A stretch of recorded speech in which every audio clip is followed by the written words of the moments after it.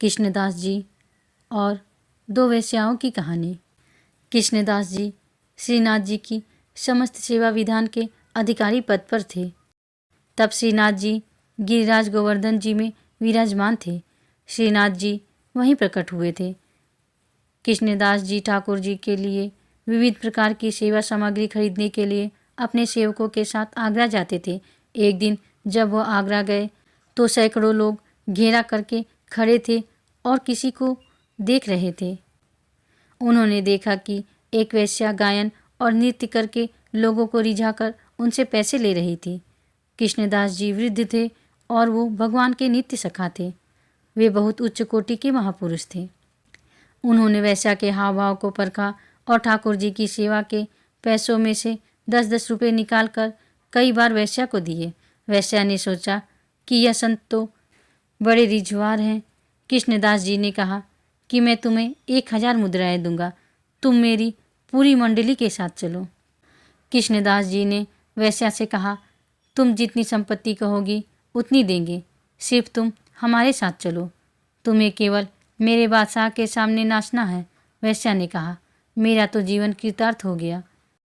पूरे वृत्त क्षेत्र में यह बात फैल गई कि कृष्णदास जी आगरा से एक वेश्या लाए हैं।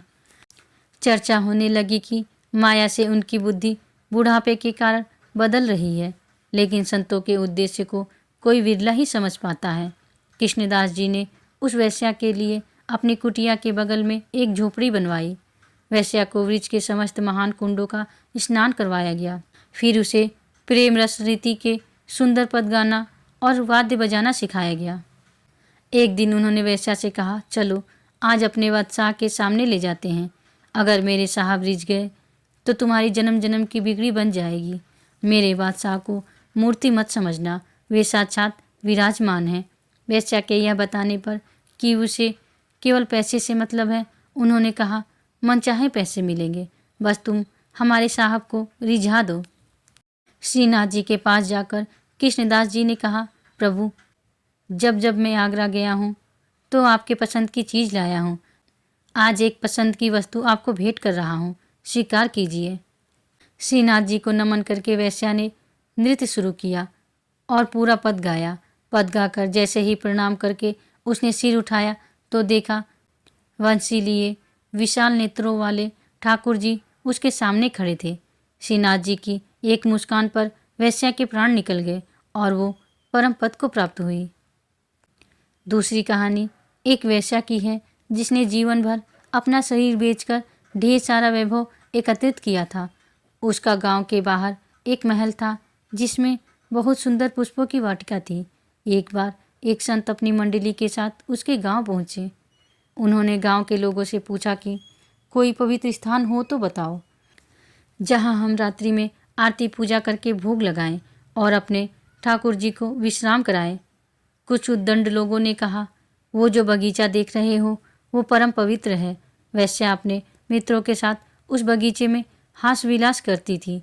संतों का चित्त सरल और संशय रहित होता है। उन्होंने विश्वास कर लिया और वहाँ चले गए। संतों ने बगीचे में जल छिड़का, सफाई की और ठाकुर जी को विराजमान किया। भोग लगने के थोड़ी देर बाद जब संध्या आरती हुई तो शंख और घंटा बजाए गए। वेश्या ने शंख घंटा सुनकर दृष्टि डाली तो सोचा कि एक से एक परमहंस महात्मा बगीचे में पधारे हुए थे। उसने सोचा, मुझ भागिनी के तो भाग्य खुल गए। ये भगवत प्रेमी महात्मा कहाँ से आ गए? अभी तक तो मैं कौवे जैसे लोगों का संग कर रही थी, मेरे बगीचे में ये हंस कैसे आ गए? भगवान के प्रसन्न हुए बिना तो ऐसे महापुरुषों का दर्शन नहीं हो सकता। आज तो मेरे ऊपर भगवान की कृपा हुई है। वेश्या ने स्वर्ण चांदी की कुछ मुद्राएं, फल मेवा आदि एक थाली में रखा और संतों के पास जाकर कहा, महाराज स्वीकार कीजिए। संतों ने पूछा, तुम कौन हो? वेश्या ने कहा, यह इस दासी का ही बगीचा है। संतों ने उससे पूछा, तुम क्या करती हो? तो उसने बताया कि मैं वेश्यावृत्ति से जीवन निर्वाह करती हूँ। संतों ने कहा, कोई बात नहीं, सब भगवान की ही संतानें हैं, पर शास्त्र मर्यादा के अनुसार हम लोग तुम्हारी यह भोग सामग्री नहीं पा सकते। वेश्या ने पूछा, तो क्या मेरे उद्धार के लिए कोई रास्ता नहीं है? संतों ने कहा कि रास्ता जरूर है। तुम अपनी सब संपत्ति, आभूषण आदि बेचकर एक रत्नों का मुकुट बनवाओ और उसे रंगनाथ जी के माथे पर धारण करवाओ। तुम्हारे सारे पाप नष्ट हो जाएंगे और तुम्हें भगवत प्राप्ति हो जाएगी। और आज से वैश्यावृत्ति कभी मत करना। वैश्या ने कहा, मैं वचन देती हूँ, अब कभी इस शरीर को अपवित्र नहीं करूँगी। लेकिन प्रभु, मैं एक प्रसिद्ध वैश्या हूँ, क्या मुझे मंदिर में जाने दिया जाएगा? तो उन्होंने कहा, जब हम आदेश करेंगे तो तुम्हें मंदिर में जाने दिया जाएगा। तुम मुकुट अपने हाथ से समर्पित करना और प्रभु स्वयं स्वीकार करेंगे।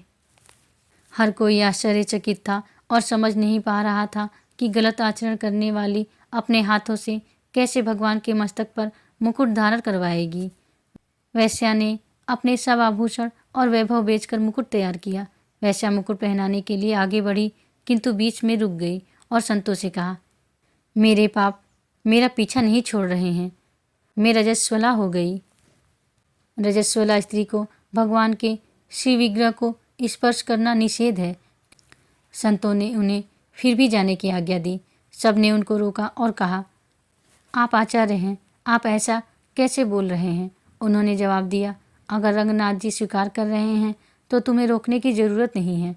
और रंगनाथ जी स्वीकार कर रहे हैं, इसका प्रमाण होगा कि रंगनाथ जी सिर झुका देंगे।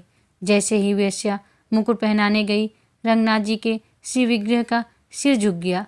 उसको परम पद की प्राप्ति हुई। कर्तुम अकर्तुम अन्यथा कर्तुम।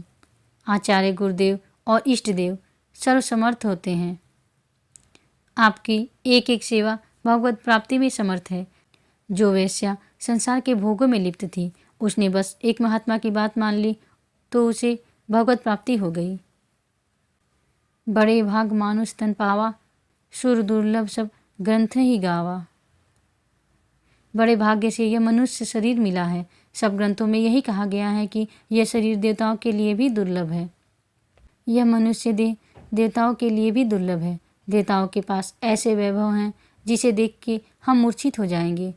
आप इस जन्म में दिव्य भागवतानंद प्राप्त कर सकते हैं, जो देवता नहीं प्राप्त कर सकते। यह दुर्भाग्य है कि हम अभी तक भोगों में फंसे हुए हैं। इनसे हम आज तक तृप्त नहीं हुए। हमें आज तक भोगों से घृणा नहीं हुई। अब शास्त्र, धाम, नाम और प्रभु की कृपा की महिमा पर विश्वास कर ले कि हमें अपनी साधना से नहीं बल्कि कृपा से प्रभु की प्राप्ति होगी। लोहा स्वयं कभी सोना नहीं बन सकता। ये तो पारसमणि का चमत्कार है। उसी तरह हम भी कभी प्रभु को प्राप्त नहीं कर सकते। ये तो गुरु, आचार्य और इष्ट देव की कृपा है जो हमें प्रभु से मिलने का पात्र बना देती है। राधे राधे।